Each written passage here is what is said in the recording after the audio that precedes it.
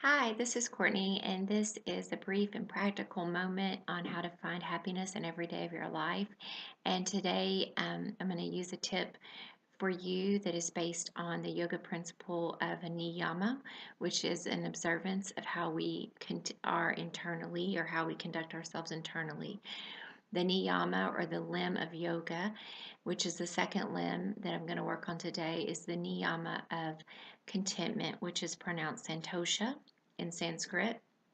And so I've been working my whole life on being organized. Since I was 8 years old, I've been a list maker, which will tell you right away I have a little bit of obsessive compulsive tendencies, anxiety. And so I've had to temper that over the years, and I've studied a lot about time management and organization. And so, one of the practical ways I find contentment in every day is I have a list. I call it Eating Frogs. There's a book out there called Eat That Frog. It's a great book. I looked for it this morning, I couldn't find it. I probably loaned it out. But Eat That Frog, it's a simple book to read on time management. So, here's my list. I'll get it close to you. Things to get done.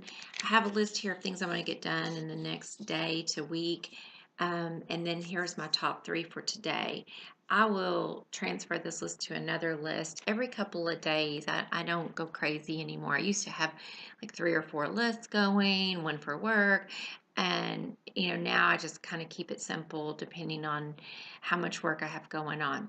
So each night or each day before, I make a list of all the things I need to get done.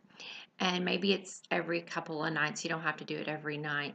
And then the next day, I work on those tasks. And in the morning, based on the principles of Ayurveda, from sunup to about 10 o'clock is a good time to just get basic tasks done. So if you have a list and it's like call lawyer, call school, pay bills, that time in the morning is a good time to just do menial tasks, things that like are not strategy meetings and things like that. And then from 10 to about 2 is a good time for the creativity, the strategy meetings, and things like that.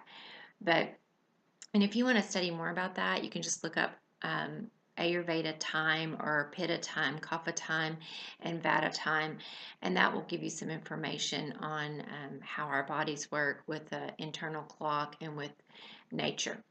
So make your list and look through your things and decide what you need to do. If you aren't a list maker, what I suggest you do is you get all your mail and you just start kind of freehand writing all the things you think you need to do. Get your mail, go through it, throw away everything that's not necessary, and as you go through your mail or stacks of paper, write down things you need to handle and put those to the side. Then decide what the top 3 things are that you need to get done today or tomorrow. And you can revisit it often, and it can change. Some things will just go away and some things will take care of themselves. Some things you'll find you take care of without even realizing. Go back to, you're like, oh, I took care of that.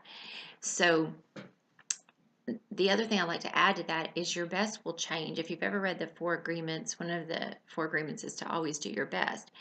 And the fact is, our best changes from day to day. Your best, like on a day that you broke up with your partner, is going to be completely different on a day that you're feeling completely energetic, healthy, and happy.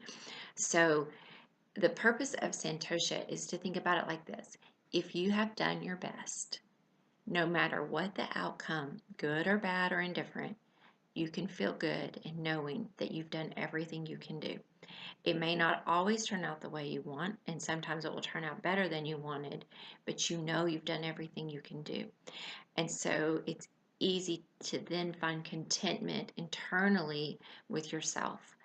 So I hope that helps. That's one practical tip I do, making a list, doing the top 3 things every morning if possible before my day gets going. And then, I have time for other things after I've done the 3 things on my list that are the most important. And if you think about it, I'd like to add this. At the end of a week, it, let's say Sunday you take off to just, sleep, watch movies, and you don't really do much. But let's say you do 3 things a day for 6 days. At the end of the week, you will have completed 6 times 6 is 36 things, and that can lead to a lot of productivity. Thanks so much. Have a great day.